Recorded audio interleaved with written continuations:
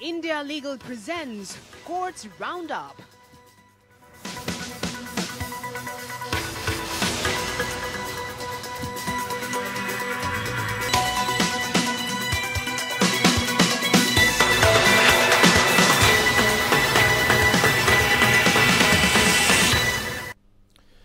नमस्कार, मैं हूं आपके साथ रविंद्र सिंह। कोर्ट्स राउंडअप में आपका स्वागत है। इस बुलेटिन में अगले आधे घंटे में हम आपको कोर्ट से जुड़ी तमाम छोटी बड़ी खबरों से रूबरू करवाएंगे।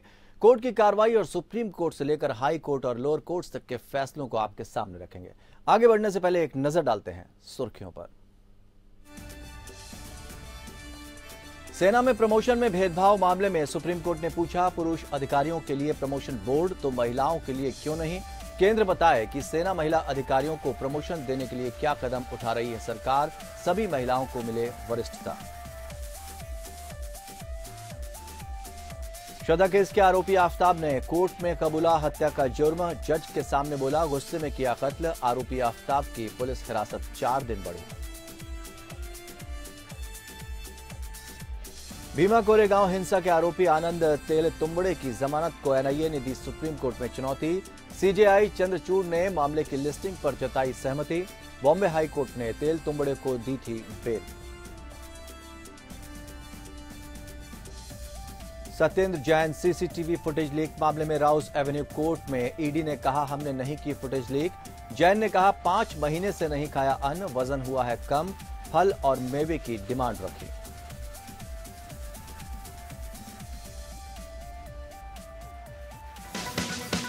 India Legal presents Courts Roundup.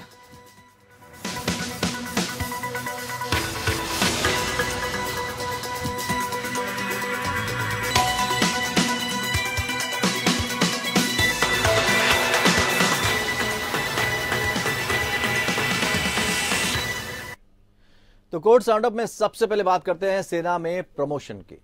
सेना में प्रमोशन में भेदभाव मामले में सुप्रीम कोर्ट ने सख्ती दिखाते हुए केंद्र से पूछा है कि पुरुष अधिकारियों के प्रमोशन बोर्ड बने, लेकिन महिला अधिकारियों के लिए बोर्ड का गठन क्यों नहीं किया गया? अदालत ने कहा कि सभी महिलाओं को वरिष्ठता दी जाए, वरना किसी को भी ना मिले।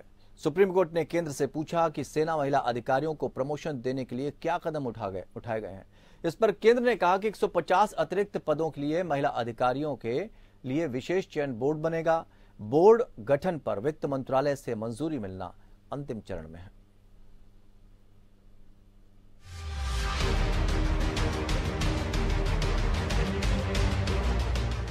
सुप्रीम कोर्ट ने सेना में महिला और पुरुषों के बीच किए जा रहे भेदभाव पर सख्त नाराजगी जाहिर की है। दरअसल सेना के अधिकारियों ने सिलेक्शन बोर्ड का गठन किया, जो कि पुरुष अधिकारियों को कर्नल रैंक पर प्रमोशन देने के लिए गठित किया गया था, लेकिन महिला अधिकारियों के प्रमोशन के लिए ऐसा नहीं किया गया, जिस पर सुप्रीम कोर्ट ने नाराजगी जाहिर की है। सेना के इस फैसले पर नाराजगी जाहिर करते हुए सुप्रीम कोर्ट ने केंद्र सरकार को निर्देश दिया है कि वो बताए कि महिला अधिकारियों को प्रमोशन देने के लिए क्या कदम उठा रही है। Chief justice Dhananjaya Y Chandrachud और जस्टिस हिमा कोहली की बेंच ने कहा कि इन सभी महिलाओं को वरिष्ठता दी जाए। बेंच ने कहा कि अगर ऐसा है तो कर्नल रैंक पर प्रमोशन करने के लिए पुरुषों के लिए जो बोर्ड बनाया गया है उसे भी रोक दिया जाना चाहिए। इस पर बाला सुब्रमण्यम ने कहा कि 150 अतिरिक्त पदों के लिए महिला अधिकारियों की खातिर विशेष चयन बोर्ड बुलाया जाएगा, जो कि केंद्रीय वित्त मंत्रालय से मंजूरी मिलने के अंतिम चरण में है। सेना की ओर से पेश वकील ने सुप्रीम कोर्ट से अपील की कि अगली सुनवाई की तारीख तक कोई आदेश पारित न किया जाए। उन्होंने भरोसा दिया कि महिला आवेदकों की शिकायत का समाधान जल्द ही हो जाएगा। सेना से आश्वासन मिलने पर सुप्रीम कोर्ट की खंडपीठ ने मामले की सुनवाई 2 हफ्ते के लिए स्थगित कर दी।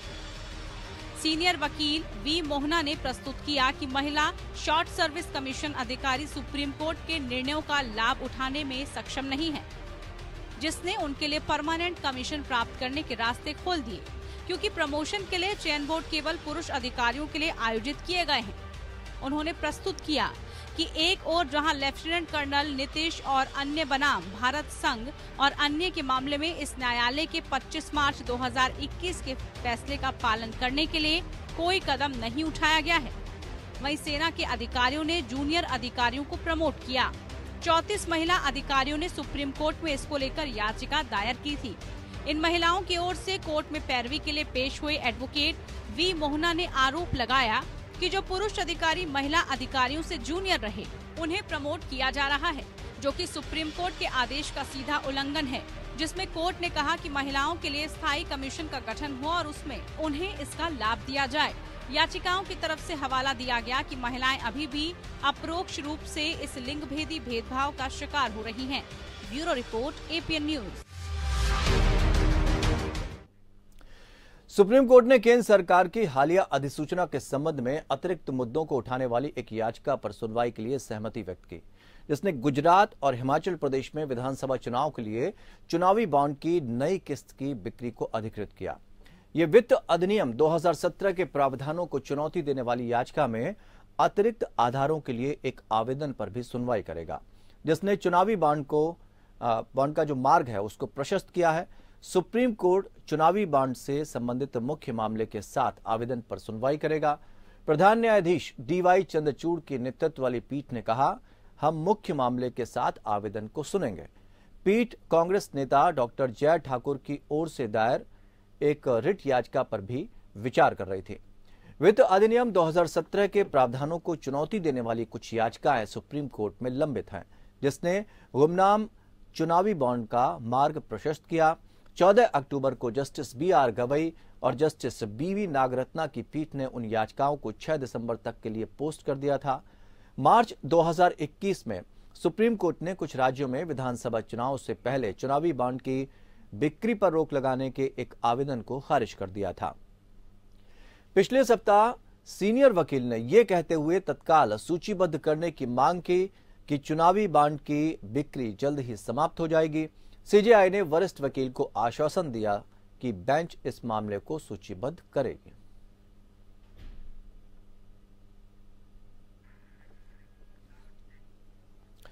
साकेत कोर्ट में श्रद्धा मर्डर केस के आरोपी आफ्ताब पूनावाला ने अपना जुर्म कबूल कर लिया है। उसने कहा कि उकसावे और गुस्से से उसने श्रद्धा की हत्या कर दी। कोर्ट ने ज्यादा पूछताछ के लिए आफ्ताब की पुलिस रिमांड 4 दिन बढ़ा दी है। पुलिस ने कहा कि शव के टुकड़ों को ढूंढने के लिए लगातार जांच की जा रही है। ऐसे में आफ्ताब की पुलिस कस्टडी जरूरी है।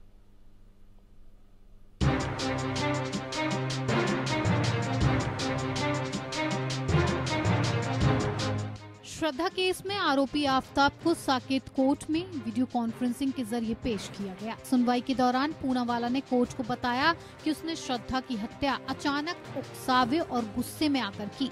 सुनवाई के बाद आफ्ताब की पुलिस रिमांड 4 दिन के लिए बढ़ा दी गई है।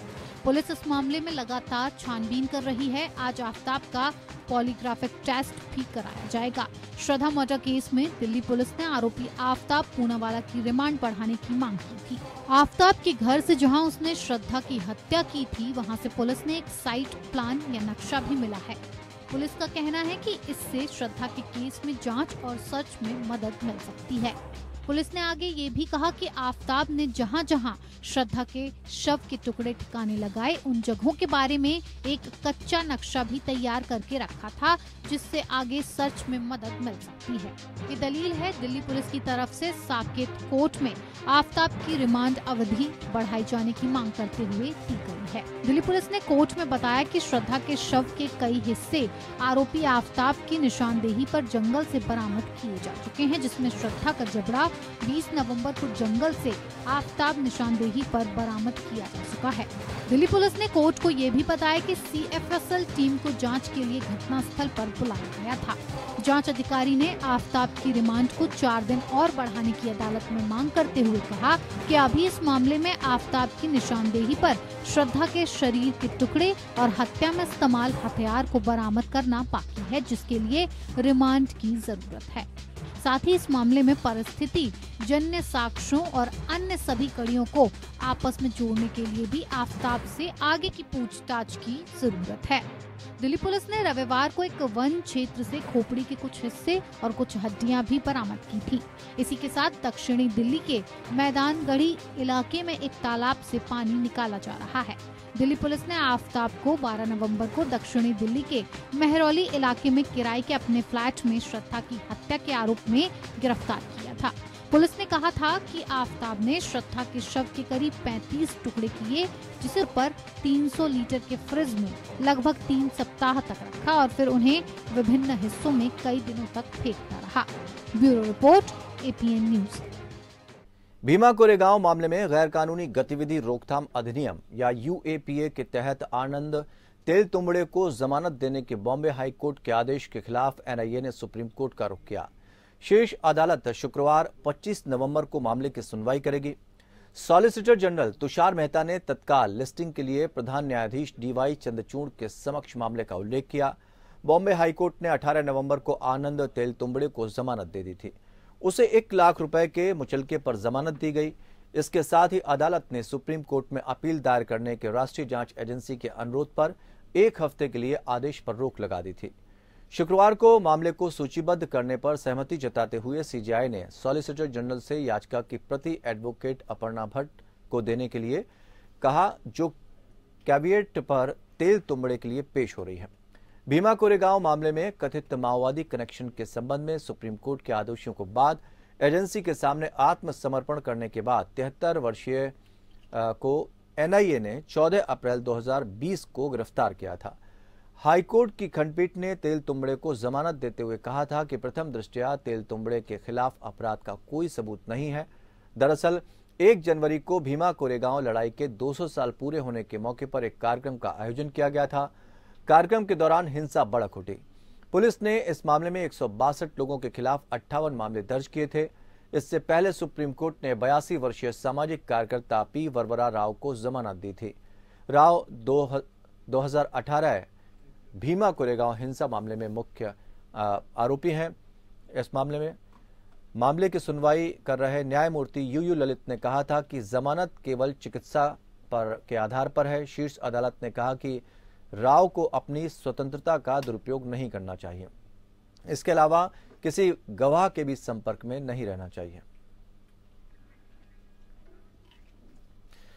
सुप्रीम कोर्ट ने एक याचिका पर विचार करने से इनकार कर दिया, जिसमें MBBS परीक्षा पास करने के प्रयासों की संख्या को 4 तक सीमित करने वाले राष्ट्रीय चिकित्सा आयोग द्वारा 2019 में बनाए गए नियम को चुनौती देने वाली विभिन्न उच्च न्यायालयों में दायर याचिकाओं को ट्रांसफर करने की मांग की गई थी। याचिका में दिल्ली, राजस्थान, केरल, कर्नाटक और तेलंगाना उच्च न्यायालयों में दायर रिट याचिकाओं को सुप्रीम कोर्ट में ट्रांसफर करने की मांग करते हुए दायर की गई थी। चीफ जस्टिस DY चंद्रचूड़ और जस्टिस हेमा कोहली की खंडपीठ ने याचिका पर विचार करने के लिए अनिच्छा व्यक्त की। कोर्ट ने कहा कि दिल्ली उच्च न्यायालय ने 17 नवंबर को दिए गए अपने फैसले से नियम को बरकरार रखते हुए मामले का फैसला किया है। यह मुद्दा स्नातक चिकित्सा शिक्षा संशोधन 2019-7 से संबंधित है, जो ये आदेश देता है कि एक उम्मीदवार को पहली पेशेवर परीक्षा उत्तीर्ण करने के लिए 4 से अधिक प्रयासों की अनुमति नहीं दी जाएगी। विनियम में यह भी कहा गया है कि फर्स्ट प्रोफेशनल पाठ्यक्रम को सफलतापूर्वक पूरा करने की कुल अवधि 4 वर्ष से अधिक नहीं होगी। याचिकाकर्ताओं के वकील ने पीठ के समक्ष प्रस्तुत किया कि यह मुद्दा देश भर में बड़ी संख्या में मेडिकल छात्रों को प्रभावित करता है और उच्च न्यायालय इसके विपरीत विचार कर रहे हैं। पीठ ने कहा कि जब दिल्ली उच्च न्यायालय ने पहले ही मामले का फैसला कर दिया है, तो इस मामले को उच्चतम न्यायालय में ट्रांसफर करने का कोई सवाल ही नहीं है। पीठ ने सुझाव दिया कि याचिकाकर्ता राजस्थान उच्च न्यायालय के समक्ष अपना उपाय करें। इसने आगे कहा कि अगर याचिकाओं को एक ही उच्च न्यायालय में स्थानांतरित किया जाता है, तो इससे छात्रों को कठिनाई होगी। पीठ ने यह भी कहा कि अगर दिल्ली उच्च न्यायालय के फैसले के खिलाफ कोई विशेष अनुमति याचिका दायर की जाती है, तो उच्चतम न्यायालय इस मुद्दे पर फैसला कर सकता है। वकील ने ट्रांसफर याचिका वापस लेने की स्वतंत्रता मांगी। पीठ ने इसे खारिज कर दिया।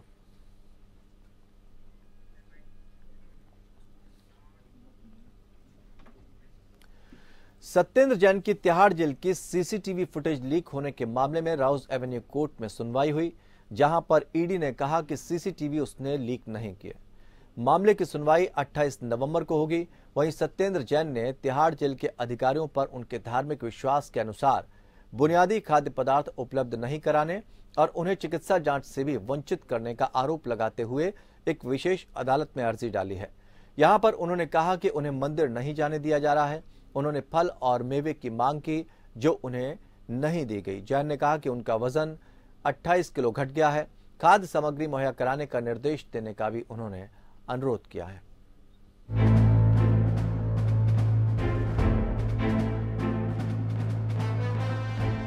सत्येंद्र जैन की तिहाड़ जेल की सीसीटीवी फुटेज लीक होने के मामले में राउज एवेन्यू कोर्ट में सुनवाई हुई। इस दौरान ईडी ने सुनवाई टालने की मांग करते हुए असिस्टेंट सॉलिसिटर जनरल ने राउज एवेन्यू कोर्ट से सोमवार के लिए सुनवाई की तारीख मांगी। इस पर सत्येंद्र जैन के वकील राहुल मेहरा ने इसका विरोध करते हुए कहा कि फुटेज मीडिया को लीक किया गया है। ईडी ने कहा कि हमने जवाब दाखिल कर दिया है, वीडियो हमने लीक नहीं किया और न ही आगे भी लीक होगा। हम भी नहीं चाहते कि ये लीक हो। ये कोर्ट की अवमानना का सवाल है। हम बिना किसी भेदभाव के जांच कर रहे हैं। ईडी ने कहा कि फुटेज तब लीक हुई जब जैन के वकील को पेन ड्राइव दी गई। फिलहाल सॉलिसिटर जनरल सोमवार को उपलब्ध होंगे, इसलिए कोर्ट से आग्रह है कि इस मामले की सुनवाई 28 नवंबर को की जाए। वहीं राहुल मेहरा ने ईडी के हलफनामों को मीडिया में जारी होने पर आपत्ति जताते हुए कहा कि अभी तक हलफनामा कोर्ट में नहीं आया और हमें भी नहीं मिला है, लेकिन हलफनामे को मीडिया के पास पहुंचा दिया गया है। ईडी ने कहा हो सकता है तिहाड़ जेल अथॉरिटी ने वीडियो लीक किया हो। सत्येंद्र जैन के वकील ने कहा कि ईडी कैसे कह सकती है कि जेल अथॉरिटी ने वीडियो को लीक किया है। ईडी ने कहा कि कई एजेंसी जांच कर रही हैं, उनके पास भी है। ये किसने लीक किया है? ईडी पर आरोप लगाना पूर्वाग्रह है। मेहरा ने कोर्ट से आग्रह किया कि तिहाड़ जेल अथॉरिटी को निर्देश दिया जाए कि आगे इस तरह से कोई सीसीटीवी फुटेज लीक ना हो। साथ ही ये भी आदेश दिया जाए कि जेल अथॉरिटी कोई भी फुटेज सिर्फ कोर्ट को ही दे। इस पर ईडी ने कहा कि हमने पहले भी कहा और हम अभी जिम्मेदारी से कह रहे हैं कि लीक हमने नहीं किया। हमारे ऑफिसर भी कोर्ट में खड़े हैं। फिलहाल राउस एवेन्यू कोर्ट 28 नवंबर को सीसीटीवी फुटेज लीक मामले पर दाखिल अवमानना मामले पर सुनवाई होगी। दिल्ली सरकार के मंत्री सत्येंद्र जैन के द्वारा उनके कच्चे फलों और सब्जियों पर जेल अधिकारियों द्वारा रोक लगाए जाने का मामला। राउस एवेन्यू कोर्ट ने जैन को जेल में फल मुहैया कराने की मांग वाली याचिका पर तिहाड़ प्रशासन से जवाब मांगा। राहुल मेहरा की तरफ से कहा गया कि गिरफ्तारी के बाद से 5.5 महीने में सत्येंद्र जैन का 28 किलो वजन घट गया है। उन्होंने कोर्ट को बताया कि वो पिछले काफी समय से व्रत कर रहे हैं। इस दौरान जैन सिर्फ फल ही खा रहे हैं। उन्हें फ्रूट की जरूरत है और जेल मैनुअल के मुताबिक भी मुझे मुहैया कराया जाना चाहिए। कोर्ट बुधवार 2 बजे मामले की सुनवाई करेगा। Bureau report, APN news.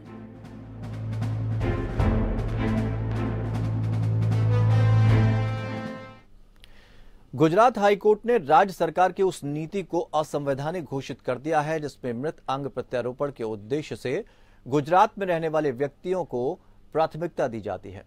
Justice Biren वैष्णव की एकल पीठ ने फैसला सुनाया। भारत के संविधान के अनुच्छेद 21 की व्याख्या करते हुए सुप्रीम कोर्ट ने माना कि स्वास्थ्य का अधिकार जीवन के अधिकार का एक अभिन्न अंग है और स्वास्थ्य सुविधाएं प्रदान करना राज्य का संवैधानिक दायित्व है। याचिकाकर्ताओं के लिए चिकित्सा उपचार से इनकार, जो गुजरात के निवासी नहीं है, अवैध और असंवैधानिक है। विकास गुजरात मृतदाता अंग और ऊतक प्रत्यारोपण दिशा निर्देशों को चुनौती देने वाली 3 रिट याचिकाओं के निपटान में आता है। इन दिशा निर्देशों के माध्यम से राज्य ने अंग प्रत्यारोपण के लिए राज्य सूची में नामांकित करने के लिए एक मरीज के पंजीकरण के लिए एक अधिवास प्रमाण पत्र की आवश्यकता की शुरुआत की थी। न्यायालय ने कहा कि अनुच्छेद 21 के तहत जीवन का अधिकार एक मौलिक अधिकार था जो न केवल भारतीय नागरिकों बल्कि सभी प्राकृतिक व्यक्तियों के लिए विस्तारित था ताकि वो अपने निष्कर्ष पर पहुंच सके। न्यायालय ने मानवाधिकारों की सार्वभौम घोषणा के अनुच्छेद 25 पर भी भरोसा किया जिसे भारत द्वारा अनुमोदित माना जाता है, जिसे प्रथागत अंतर्राष्ट्रीय कानून का बल है जो यह घोषणा करता है कि हर किसी को स्वास्थ्य और अच्छी तरह से रहने के लिए पर्याप्त जीवन स्तर का अधिकार है। गुजरात हाईकोर्ट ने माना कि उन याचिकाकर्ताओं को चिकित्सा उपचार से वंचित करना जो गुजरात के मूल निवासी नहीं थे, अवैध और असंवैधानिक था।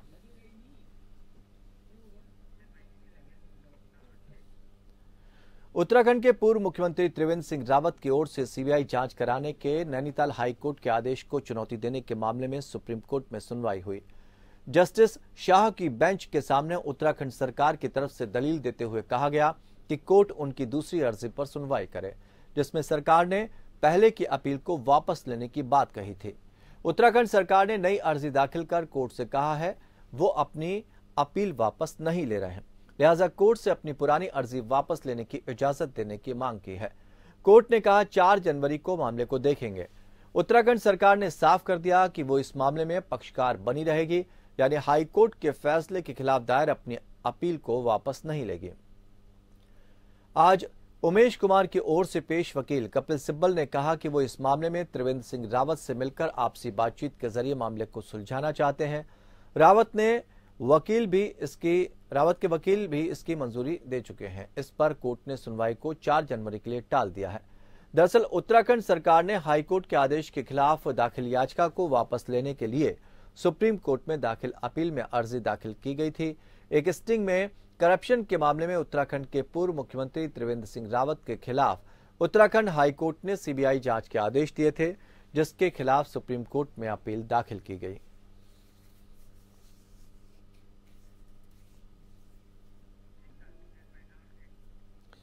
तो कोर्ट्स राउंडअप में फिलहाल इतना ही, लेकिन खबरों का सफर लगातार जारी रहेगा। जुड़े रहिए हमारे साथ।